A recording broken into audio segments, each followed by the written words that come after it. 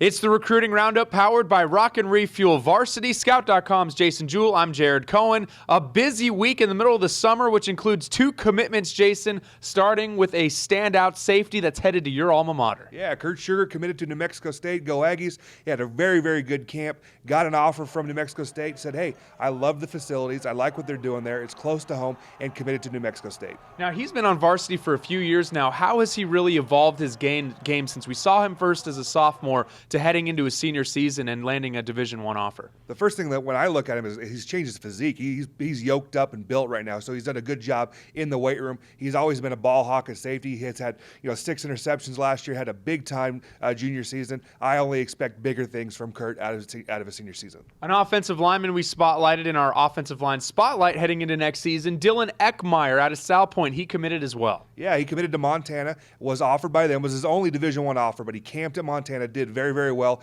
Obviously received the offer. It only took him about a week after that to commit to Montana. What a very good FCS program that's done a good job recruiting in Arizona. They get a player or two every single year. Last year got Donovan Rooks out of Yuma Catholic, so they do a very, very good job, and got another player that I think is a little underrated in the state. Let's get into the offers now, Jason. We'll get into some FCS offers. Before that, though, FBS offers, starting with a couple special teams guys getting attention. Yeah, you look at Turner Bernard, one of the top long snappers in the country. He's from Mountain Ridge. He got a Pac-12 offer from the University of Utah. Now, his dad is a long snapping guru for a long time, trained many Division I long snappers, so his son has just picked up those tools and earned a Pac-12 offer. Then Connor Culp, the kicker out of Desert Vista, received an offer from Army, and he's the first kicker in the state to receive a Division I offer. We've long talked about NAU's prowess around the state of Arizona and how well they've done as a result. They offered 2 impact players going into next season. Yeah, they offered Drew Dixon, the fullback/linebacker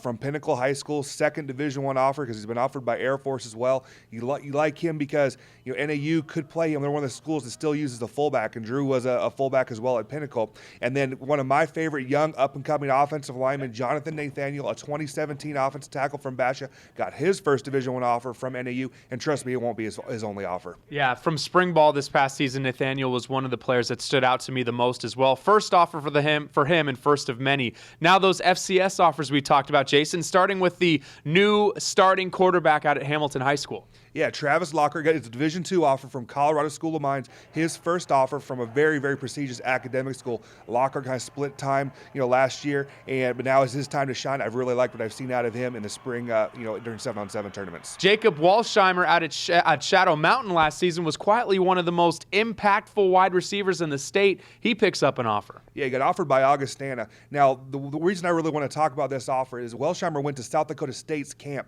So people ask me, how do I get recruited?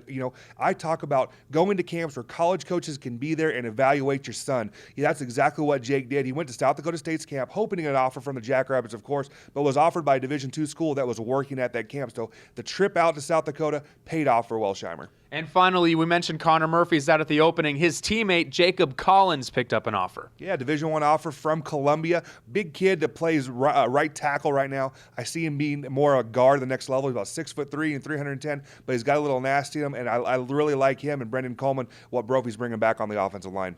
We mentioned nationally the Murphys out at the opening participating, but another big news that happened over the past week, Scout.com gave Austin Jackson a 5th star, which is a pretty huge deal out here in Arizona. Yeah, just a 2017 player. We did, we released a handful of 5-star and 4-star players, in that 2017 class, and Jackson's in special company when you talk about the other 5 stars, that we've had over the years. But we ranked him the number 9 player in the entire country, guy that I've raved about. My bosses, Brandon Huffman and Greg Biggins, got to see him at USC's Rising Stars camp, and he just shined there, and he got that high ranking. That's Jason Jewell of Scout.com. I'm Jared Cohen. This has been the Recruiting Roundup, powered by Rock and Refuel Varsity.